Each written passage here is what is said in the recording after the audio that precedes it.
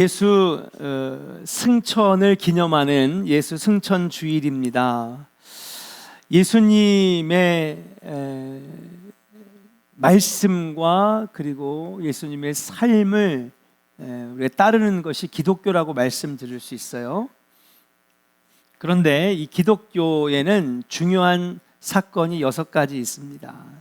첫 번째는 예수님의 탄생, 두 번째는 부름받아 3년 동안 진리의 말씀을 증거하시고 병자들을 고치시고 회개하라 천국이 가까웠느니라 천국을 선포하시고 마지막에 십자가의 구원을 이루신 공생의 사건, 그리고 세 번째는 십자가에 달려 피 흘리심으로 우리를 죄에서 구원해 주신 십자가 사건, 네 번째는 3일 만에 사망 권세 이기시고 부활하신 부활의 사건, 다섯 번째는 감람산에서 500명의 성도들이 보는 앞에서 구름 타고 올라가시는 예수의 승천 사건, 그리고 아직 일어나진 않았지만은 구름 타고 다시 오실 재림 사건, 이렇게 6가지가 기독교의 중요한 사건이라 말씀드릴 수 있습니다.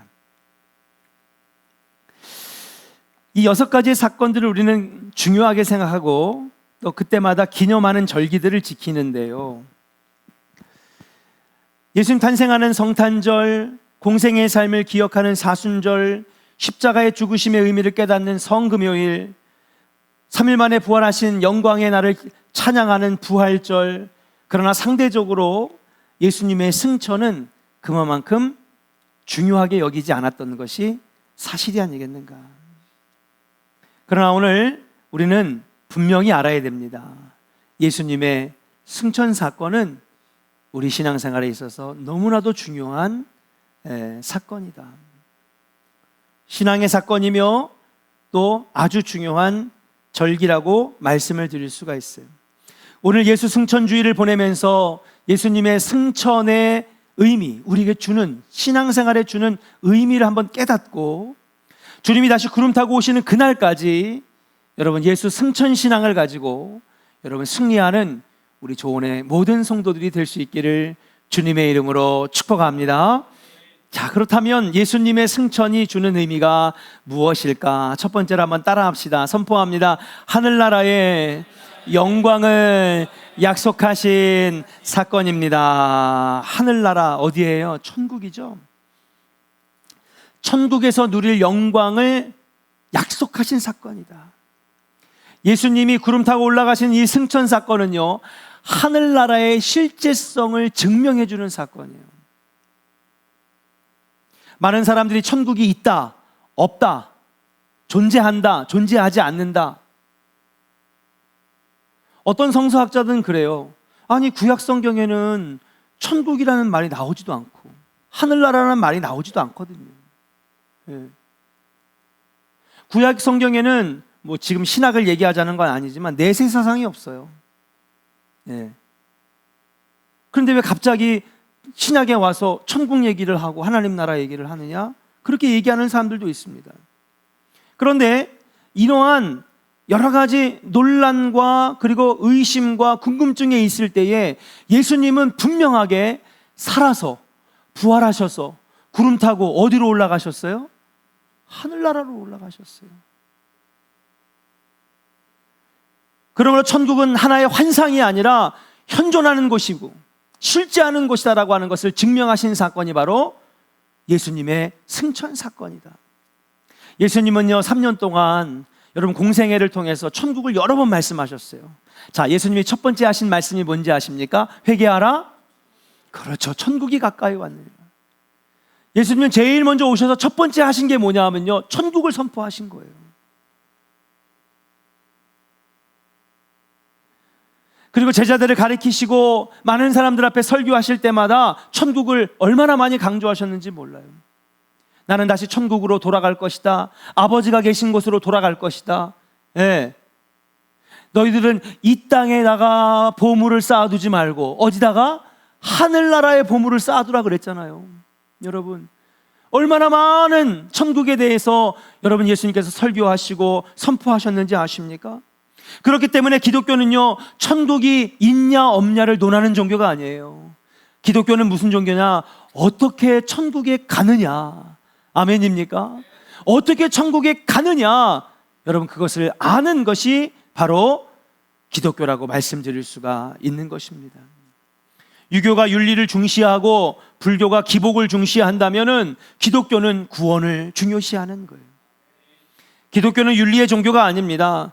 예수를 바로 믿으면 바로 살게 되니까 윤리는 따라오는 것이에요. 내가 이렇게 살아야 되겠다. 여러분 한번 생각해 보세요. 여러분, 내가 바르게 살아야지 한다고 바르게 살아져요? 네? 내가 이렇게 정직하게 살아야지 한다고 정직하게 살아져요? 아닙니다. 우리를 바르게 살게 하는 힘은 믿음이요, 성령의 충만함이요, 거룩한 성화요. 아멘입니까? 하나님의 말씀이 나를 살게 하는 거예요. 여러분, 결심하면 다 마약도 끊고 술도 끊고 담배도 끊고 세상 모든 더러운 거 다 끊어버리게요. 마음만 먹으면 다 되면 우리 인생이 얼마나 행복하겠습니까? 마음 먹어도 안 되는 게 우리 인생 아닙니까? 우리가 바르게 사는 건 윤리를 배웠다고 되는 것이 아니라 성령이 내 안에 계실 때에, 말씀이 나를 비춰주실 때에 우리는 바르게 살게 되는 것인 줄로 믿습니다. 그러므로 기독교는, 따라합시다, 기복 종교가 아니라 구원의 종교. 아멘입니까? 교회 다니는 분명한 목적을 알아야 돼요. 잠깐 이거 잘 되는 것 때문에 교회 다니는 거 아닙니다. 우리 그리스도인의 최종 목표는 구원이고 천국이에요. 신앙의 힘은요, 구원의 확신, 천국의 확신에서 오는 것입니다. 저는 우리 조원의 성도들이 구원의 확신, 천국의 확신으로 가득해가지고 신앙생활할 수 있기를 주의 이름으로 간절히 축원합니다. 초대교회 성도들의 믿음이 대단했습니다. 그들은 사자밥이 되고 채찍을 맞고 십자가에 거꾸로 매달려 죽으면서도 여러분, 믿음을 잃지 않았어요. 그들이 그렇게 강력한 믿음을 가질 수 있었던 것은 왜일까요? 바로 그들은 예수님이 승천하신 것을 본 사람들이에요. 그렇죠? 그러면서 천국을 선포하시는데, 내가 다시 아버지 곁으로 간다, 나는 하늘나라로 다시 돌아간다, 천국을 선포하시면서 하늘로 올라가는 장면을 직접 봤기 때문에 그 어느 세대보다도, 그 어떤 민족들보다도 여러분, 천국의 확신이 분명했던 것이고, 나도 예수님처럼 하나님 나라에 들어가야 되겠다.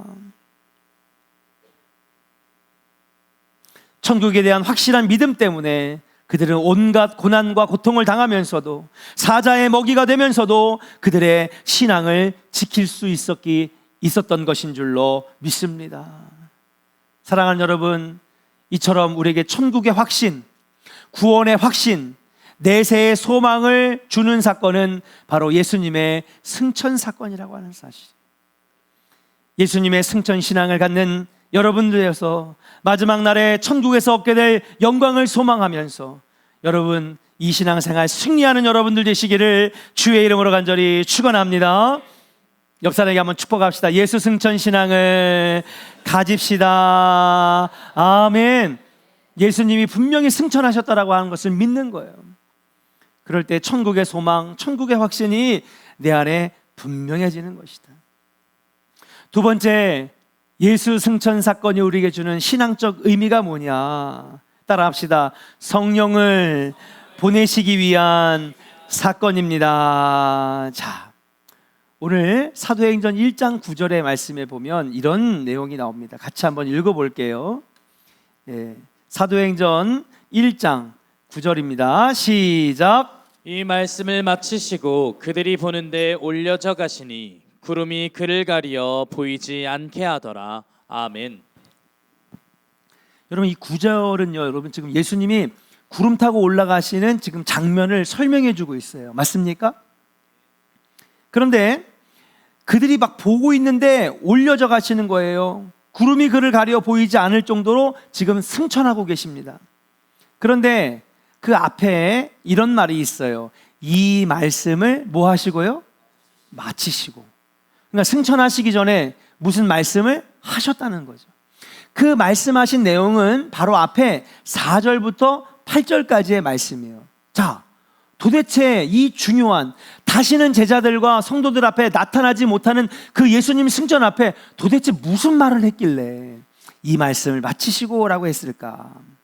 자, 4절 말씀을 보니까 마지막으로 예수님께서 남기신 말, 우리는 예수님의 유언이라고도 하고요, 지상대명령이라고도 부르는데 4절에 보니까 이렇게 나와 있어요. 예루살렘을 떠나지 말고 내게서 들은 바 아버지께서 약속하신 것을 뭐 하라고요? 기다려라. 자, 아버지께서 약속하신 게 뭐예요? 성령. 예, 성령. 너희는 예루살렘을 떠나지 말고 내게서 들은 바 아버지께서 약속하신 것을 기다려라. 이미 예수님 살아계실 때에 십자가에 달려 돌아가시기 전에 보혜사 성령이 내 뒤에 오실 거라고 몇 번이나 여러분 말해 주셨어요. 지금 예수님이 마지막으로 더 이상 만날 수 없는 제자들과 성도들 앞에서 마지막으로 한 얘기가 무슨 얘기예요? 성령을 기다려라. 성령을 기다려라. 자, 그리고 난 다음에 8절에 보니까 여러분 이런 말씀을 합니다. 우리 한번 같이 읽어볼까요? 시작. 오직 성령이 너희에게 임하시면 너희가 권능을 받고 예루살렘과 온 유대와 사마리아와 땅끝까지 이르러 내 증인이 되리라 하시니라. 아멘. 그리고 9절에 이 말씀을 마치시고라고 그랬거든요. 그러면 8절도 뭐를 말씀하고 있어요? 따라합시다. 오직 성령이 너희에게 임하시면 성령 받아라 이거예요. 성령이 너희들에게 임하면 권능을 받게 된다는 것입니다. 자, 그러면 예수님의 승천과 성령과의 관계가 있는 거예요, 없는 거예요? 너무 있는 거죠. 네. 예수 승천 사건은 성령과 아주 밀접한 관련이 있습니다. 즉 성령의 임하심을 기다려라. 예루살렘 떠나지 말고. 그리고 성령이 임하시면 너희들에게 권세와 능력이 부어져서 땅끝까지 이르러 증인되는 삶을 살 수 있을 것이다. 지금 말씀하고 있는 거예요. 그리고 나서 승천하고 올라가신 거거든요. 이처럼 예수님의 승천 사건은 성령의 임재와 아주 밀접한 관련이 있는 것입니다. 그러면 왜 이 말씀을 하셨을까? 첫 번째 이유는 요한복음 16장 7절에 있어요. 같이 한번 읽어보겠습니다. 요한복음 16장 7절 시작. 그러나 내가 너희에게 실상을 말하노니 내가 떠나가는 것이 너희에게 유익이라. 내가 떠나가지 아니하면 보혜사가 너희에게로 오시지 아니할 것이요 가면 내가 그를 너희에게로 보내리니. 아멘. 지금 뭐라고 하냐면요, 내가 너희들을 지금 떠나가는 것, 다시 말하면 하늘로 승천하는 것이 너희들에게 뭐하다는 거죠? 유익한 거래요. 여러분, 지금 제자들은요 너무 희망에 부풀었어. 예수님 살아계실 때도 어마어마한 군중이 예수를 따랐는데, 여러분 십자가에 달려 돌아가신 거 다 봤는데 3일 만에 사망 권세 이기시고 부활하셨잖아요. 근데 이거를 다른 사람들 따르는 수만 명, 수십만 명에 보여주면 얼마나 응집력이 생기겠어요. 놀라운 힘이 생기는 거예요. 야, 진짜 이 예수님과 함께 있으면 난리가 나겠구나. 예, 우리 세상이겠구나. 예수가 왕이 되시고 이 세상의 모든 사슬들이 끊어지겠구나. 막 희망에 부풀었어요. 근데 여러분 놀랍게도 예수님은 11번인가 13번인가 나타나셨는데 누구에게만 나타났어요? 40일 동안. 제가 3주 동안 4주 동안 여러분 설교했잖아요. 그죠? 누구에게만 나타났어? 그래서 제자들에게만 나타난 거예요. 군중에게 나타났으면요 난리가 났을 거야 아마. 예, 여기저기서 막 혁명을 일으키자 그러고 로마를 뒤집어 엎자 그러고 군대를 만들었을 것이고요. 그걸 아니까 예수님께서 여러분 제자들에게만 나타나신 거예요. 그러면서 지금 말하는데 나는 올라가는 게 더 좋아 너희들한테. 아니 주님 그게 무슨 말입니까? 주님이 우리와 함께 있는 게 더 좋죠. 아니야, 내가 하늘로 올라가는 게 더 좋아. 그 이유가 뭔지 알아? 내가 올라가야 성령이 내려오셔. 아멘입니까? 내가 올라가야. 여러분 요한복음 16장 7절 한번 보여주세요. 거기 보니까 뭐라고 돼 있어요? 내가 떠나가지 아니하면 보혜사가 너희에게로 오시지 아니할 것이요. 예수님이 올라가셔야지만이 여러분 성령이 우리에게 내려오신다는 거예요. 그리고 그 성령이 내려오시면 여러분 예수님보다 훨씬 더 강력한 능력이 우리에게 주어지는 거예요. 예. 예수님이 베드로에게 능력을 주시진 않았어. 그렇죠? 진리를 가르치셨지, 고쳐주셨지. 그러나 내 뒤에 오는 이 보혜사 성령은 너에게 능력을 준대요. 자녀가 되는 권세를 준대요. 예, 신앙생활을 하게끔 하는 힘을 준다는 거예요. 그래서 땅끝까지 이르러 증인된 삶을 살게 하신다는 거예요. 따라합시다. 예수님께서 올라가셔야 성령이 내려오십니다. 여러분, 이거를 잘 이해했던 베드로는요, 그 다음 장 사도행전 2장에서 3,000명 5,000명 앞에서 베드로가 설교를 하는데 이 내용이 나옵니다. 자, 사도행전 2장 33절을 같이 한번 읽어볼게요. 2장 33절 같이 읽겠습니다. 시작. 하나님이 오른손으로 예수를 높이심에 그가 약속하신 성령을 아버지께 받아서 너희가 보고 듣는 이것을 부어주셨느니라. 아멘. 하나님이 부활하신 예수님을 오른손으로 높이셨대요. 여러분, 이게 뭔지 아십니까? 오른손으로 높이셨다? 이 뭐예요? 그렇죠. 승리할 때, 복싱 경기에서 승리할 때 이긴 사람은 뭐예요? 오른손을 확 들어주면서 뭐 KO 승, 우승자 이렇게 하면서 손을 들어 올려 주시잖아요. 그러니까 예수님은 뭐예요? 사망 권세 이기시고 승리하신 이 세상의 왕이라고 하는 거예요. 주님이 오른손을 들어서 승리케 하시고 왕으로 여기신 다음에 여러분, 이 왕이신 예수님께서 예수님에게 성령을 주신다는 거예요. 제 얘기가 아닙니다. 성경 말씀입니다. 아버지께 받아서 너희가 보고 들은 이것을 뭐예요? 너에게 부어주신다는 거예요. 그러니까 예수님이 성령을 받아서 이 땅에 부어주시는 거예요. 누구에게? 여러분들에게 부어주시는 거예요. 예수님이 이 역할을 하시기 위해서 하늘로 올라가셔야만 됐던 거예요. 그리고 이 성령이 우리에게 부어질 때에 권능을 받아서 열매 있는 사람, 믿음의 사람, 구원의 길을 온전히 걸어갈 수 있는 능력의 종이 될 수 있다라고 오늘 말씀하고 있는 줄로 믿습니다. 사랑하는 조은의 성도 여러분, 예수님의 승천 사건은 무엇입니까?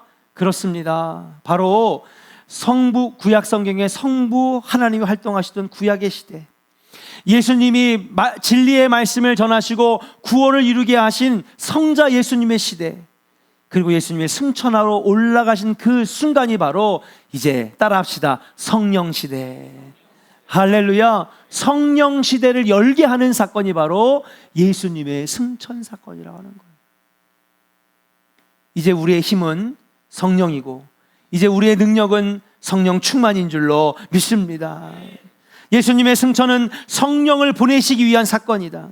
예수님의 승천의 의미를 안다면 우리가 더욱 성령 받기를 사모하고 성령 충만하기를 사모해야 될 줄로 믿습니다. 성령 받아야 된다는 사실이죠. 마지막 세 번째입니다. 예수님의 승천 사건은 어떤 의미가 있느냐? 따라합시다. 다시 오실 재림을 위한 사건입니다. 자, 예수님이 이제 승천하십니다. 쫙 올라가는데 밑에서 12제자와 500명의 성도들이 막 보는 거예요. 얼마나 신비롭겠습니까? 막 보고 있는데 구름 사이로 예수님이 사라져가고 있어요. 근데 갑자기 여러분, 두 천사가 나타나는 장면을 우리가 오늘 읽었어요. 흰옷 입은 두 사람의 제자들 곁에 등장합니다. 근데 오늘 개역개정 성경에는 번역이 되어 있지 않지만 원래 헬라어 원문 설계에 보면 갑자기라는 단어가 나타나요. 그러니까 예수님이 구름 사이로 막 올라가셔서 이제 안 보이시는데 거기 구름에 갑자기 두 천사가 갑자기 나타나서 여러분, 제자들과 성도들 그들 곁에 서 있는 거예요. 여러분, 왜 그들이 갑자기 나타났을까? 갑자기 나타났을까? 저는요, 오늘 본문 말씀을 읽으면서 준비하면서 그런 재밌는 상상을 했어요. 여러분, 우리 그럴 때 있잖아요. 한참 중요한 얘기를 했는데 빼먹고 한 가지 얘기를 안 할 때가 있어. 제가 우리 지선 양이랑 통화를 했어. 지선 씨, 데이트는 8시고요. 장소는 롯데월드. 드레스 코드는 교복으로 합시다. 점심은 내가 사고 저녁은 네가 사라. 딱딱 그냥 끊었어. 이 정도면 다 완벽하게 얘기했어. 근데 보니까 한 가지 빼먹었네. 그렇지. 어떻게 하셨어? 그래서 떼떼떼떼 누른 다음에 다시 들은 거예요. 내가 중요한 거를 놓쳤어. 잊어버렸어. 내가 이거 꼭 얘기해야 돼. 그리고 다시 얘기하는 거예요. 여러분, 그럴 때 있어요, 없어요? 뭐야, 대답을 안 하신 분들은 한 번도 깜빡인 적이 없는 거예요? 많아요? 예, 저도 요즘에 엄청 많아요. 깜빡깜빡해요. 어쩔 수가 없나 봐요. 예. 60대가 되면 더 깜빡깜빡하고 70대가 되면 더 깜빡깜빡하고 그러겠죠. 아무튼 중요한 거 깜빡해가지고 다시 할 때 있잖아요. 저는 이 장면이 그런 장면이라고 생각해. 예, 주님이 여러분 승천하시기 전에 하신 말씀이 얼마나 중요한 말씀이에요. 유언은 중요하잖아요. 마지막 말은 너무나 중요한 거예요. 그 너무나 가장 중요한 얘기를 하셨어. 그게 뭐냐? 너희들은 예루살렘을 떠나지 말고 성령을 기다려라. 그리고 그 성령이 너에게 임하시면 너희가 권능을 받아서 사마리아와 땅끝까지 이르러 증인도 되고, 예, 능력 있는 신앙생활하고 마귀에게 끌려다니는 신앙생활이 아니라 세상을 이기는 신앙생활을 할 수 있다. 중요한 얘기를 하셨는데, 그리고 이제 난 간다 빠이빠이 하고 보니까 하나 놓쳤네. 천사들이 보니까 예수님이 하나 빼먹었어. 근데 예수님이 이미 벌써 구름 위로 싹 올라갔어. 내려와서 얘기를 할 수가 없으니까 천사들이 갑자기 나타나서 얘들아 있잖아, 예수님 빼먹은 게 하나 있어. 예? 아까 뭐 빼먹었다고? 시간? 날짜? 지선 씨랑 만날 날짜를 빼먹었대. 근데 오늘 보니까, 예? 지금 빼먹은 게 있어. 그게 뭐냐? 그게 바로 재림 예약했던 거예요. 같이 한번 말씀을 한번 읽어봐요. 10절하고 11절 같이 읽겠습니다. 시작. 올라가실 때에 제자들이 자세히 하늘을 쳐다보고 있는데 흰옷 입은 두 사람이 그들 곁에 서서 이르되 갈릴리 사람들아 어찌하여 서서 하늘을 쳐다보느냐? 너희 가운데서 하늘로 올려지신 이 예수는 하늘로 가심을 본 그대로 오시리라 하였느니라. 아멘. 여러분, 재림이 얼마나 중요합니까? 여러분, 우리는요 뭐를 기다리는 거예요? 예수님의 재림, 그렇죠? 예, 천사 심판주이신 여러분 예수님을 만나는 것을 고대하면서 사는 게 신앙생활 아닙니까? 예, 마지막 날에 천국 가는 것. 근데 구름 타고 다시 오시는 재림의 이야기를 예수님 빼먹으셨네. 그러니까는 천사들이 아차 빼먹으셨어. 그래, 갑자기 이들에게 나타나가지고 예수님의 다시 오시는 재림을 이야기하는데, 어떻게 오신대요? 지금처럼 구름 타고 올라가신 것처럼 너희들이 본 그대로 다시 이 땅에 오실 것이다. 예수님의 승천 사건은요 재림을 선포하는 사건이고 재림 신앙을 갖게 하는 사건이고 마지막 종말의 때를 기다리게 하는 바로 예수 승천 사건의 의미인 줄로 믿습니다. 10절부터 11절의 말씀은 예수님이 승천하실 때 천사가 나타나서 한 말입니다. 성경은요 주님의 재림에 대해서 318회나 기록하고 있어요. 얼마나 중요하면, 그렇죠? 네. 우리는 그때 예수님 앞에, 심판주 대신 예수님 앞에 여러분 당당하게 서기 위해서 여러분 지금도 열심히 영적 훈련으로, 열심히 기도 훈련으로 우리가 지금 이렇게 신앙생활 하는 것 아닙니까? 주님은 제자들을 가르칠 때도 여러 가지 비유를 통해서 재림을 말씀하셨어요. 마태복음 24장에 무슨 얘기가 나오냐면요 달란트 비유가 나와. 여러분, 달란트 비유는요 예수님의 재림을 여러분 말해주는 비유입니다. 주인이 하인들을 불러요. 종들을 불러서 한 사람에게는 1달란트, 한 사람에게는 2달란트, 한 사람에게는 5달란트. 그리고 이 주인은 머나먼 타국 땅에 나가 있습니다. 그리고 다시 돌아와요. 돌아온 다음에 달란트를 맡겼던 종들에게 물어봐요. 너 그 달란트 어떻게 했냐? 그랬더니 5달란트 남긴 사람은 어떻게 했어요? 5달란트를 더 남겼어요. 2달란트를 받은 사람은 어떻게 했어요? 2달란트를 남겼어요. 1달란트 받은 종에게 물어봅니다. 야, 너 그 1달란트 어떻게 했느냐? 그랬더니 주인님, 제가 혹시 잃어버릴까 봐 땅을 열심히 파가지고 땅에다가 묻어뒀어요. 잘했죠?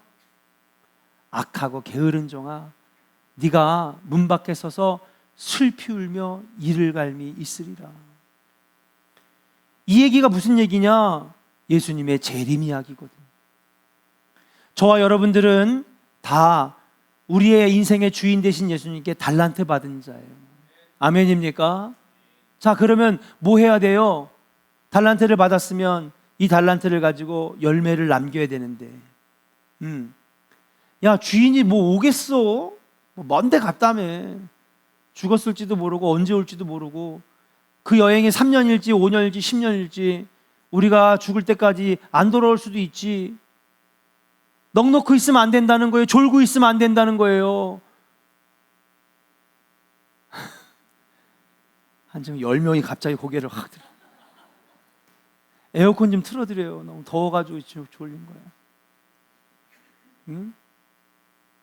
안 된다는 거예요. 여러분, 여기서 다시 돌아오는 주인은 누구를 의미해요?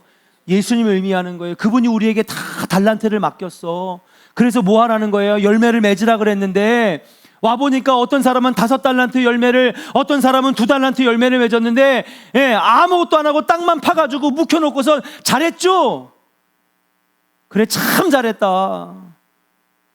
너는 주인의 잔치에 참여 못해. 밖에서 슬피 울며 이를 갈미 있을 것이야. 여러분, 지금 책망하는 말씀, 이게 바로 예수님의 재림의 말씀이에요. 여러분, 예수님께서 우리에게 말씀하셨어요. 주님, 왜 저를 부르셨습니까? 제자들이 물어보니까 제자들이 이렇게 대답을 해요. 따라합시다. 열매 없는 자가 되지 말고 열매 있는 자가 되라고 너를 불렀다는 거예요. 아멘입니까? 사랑하는 여러분, 신앙생활 하면서 이 땅에서 여러분 구원받는 그 순간까지 열매 맺는 신앙생활 하시기를 주의 이름으로 간절히 축원합니다. 따라합시다. 기도의 열매, 의의 열매, 성령의 열매, 믿음의 열매. 여러분, 성령에 보니까 얼마나 많은 열매들을 말해요. 근데 열매가 하나도 없어. 이 열매가 없으면요, 여러분, 슬피 울며 이를 갈미 있는 거예요. 유대인들이 왜 예수님께 책망을 받았는지 아십니까? 유대인들이야말로, 히브리인들이야말로 제일 먼저 하나님의 부름받은 백성이잖아요. 그걸 얼마나 그들은 자랑스럽게 여겼는지 몰라요? 그래서 자기들 스스로가 I'm so special, 난 너무 특별하다는 거예요. 그래서 자기들을 스스로 뭐라고 부르냐면 선민이라고 불렀어요. 하나님께서 선택해 주신 민족, 자부심을 가지고 삽니다. 그런데 예수님이 왜 그들을 독사의 새끼들이라 그런지 아십니까? 열매가 하나도 없는 거예요. 열매가 없으니까 너희들은 찍어서 던져 불에 던져질 것이다. 신앙생활하면서 열매 맺어야 될 줄로 믿습니다. 왜요? 주님께서 구름 타고 다시 오셨을 때에, 우리가 심판주이신 예수님과 다시 마주했을 때에, 그때 주님은 우리에게 무엇을 물어보실 거냐? 너 열매 맺었냐? 기도의 열매가 있느냐? 믿음의 열매가 있느냐? 네, 주님, 저는 열매를 많이 맺었습니다. 열매를 물어보실 것이기 때문에 그래요. 마태복음 25장에 열처녀 비유가 나와요. 이거 신앙생활 잘하라고 하는 거구나. 등불 꺼트리지 말아야 되겠구나. 이런 그런 비유지만 같지만 열처녀 비유도요, 재림의 이야기입니다. 자, 10명의 처녀들, 신부들이죠. 신부들이 지금 누굴 기다리고 있어요? 신랑을 기다리고 있어요. 여러분, 팔레스타인 중동은요, 결혼식이 저녁에 있어. 우리 박옥경 선생님 저 결혼식 몇 시에 하셨어요? 12시 10분? 12시? 12시. 저는 결혼식을 2번 했어요. 놀라시는 분이 있네. 저는 여기 교회에서 11시에 한 번 하고, 그 다음에 하객들이 많다고 저쪽, 지금은 없어졌지만 저기 웨딩홀에서 1시에 한 번 하고, 그날 결혼식을 2번 했는데 너무 힘들더라고요. 다리가 후들거리더라고요. 낮에 해요. 그죠? 근데 여기 팔레스타인은 저녁에 해요. 그러면 여러분, 이 결혼식은 주로 신부가 사는 마을에서 하고, 신랑은 신부를 그 마을에 와서 결혼식을 한 다음에 신부를 어디로? 자기의 집으로, 자기가 사는 동네로 데려가는 거예요. 옛날에 우리나라도 그러지 않았어요?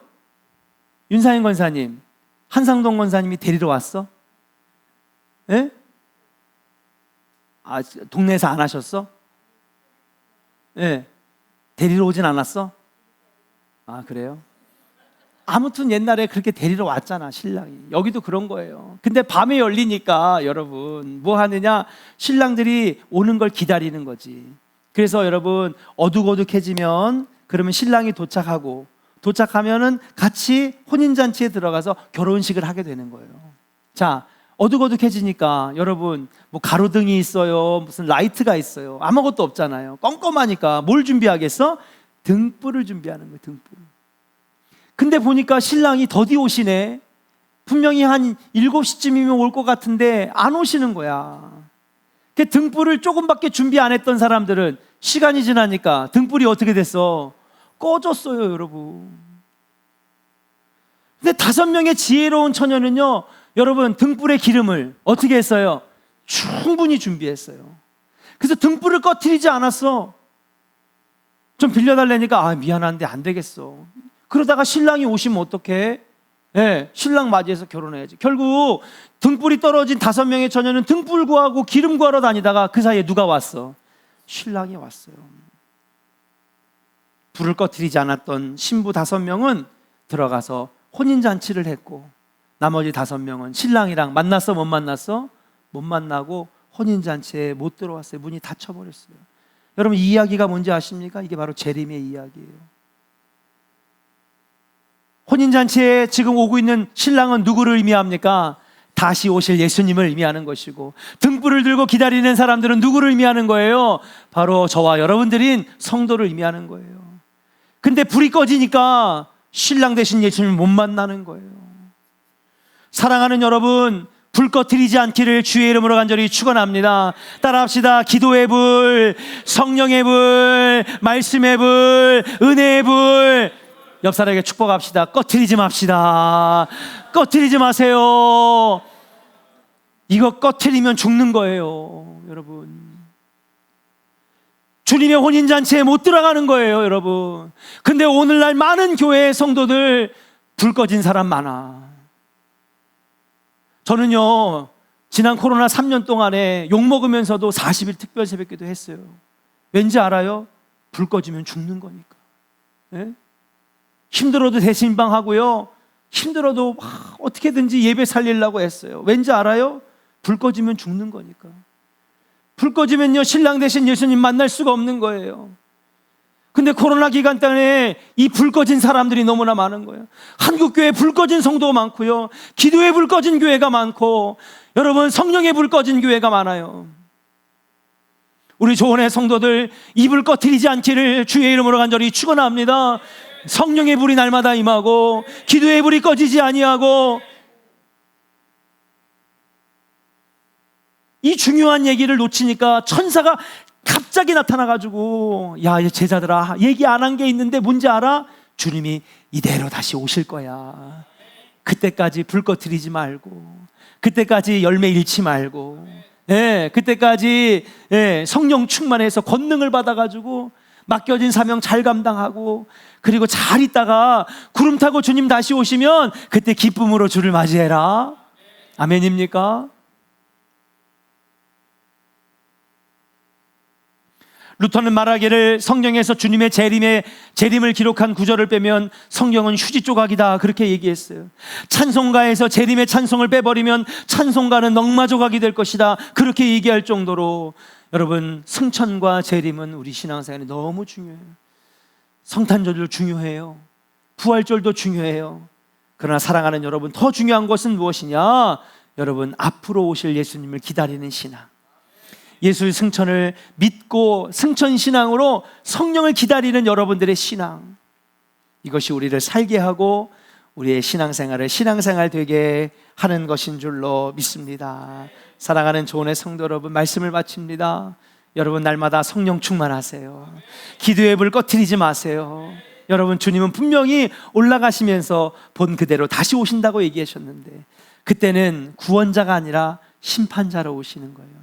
그때 주님 앞에 부끄럽지 않는 열매 내놓고, 부끄럽지 않은 신앙의 모습을 내놓음으로 영광의 면류관, 승리의 면류관을 다 받는 우리 조원의 성도들 되기를 주의 이름으로 간절히 축원합니다.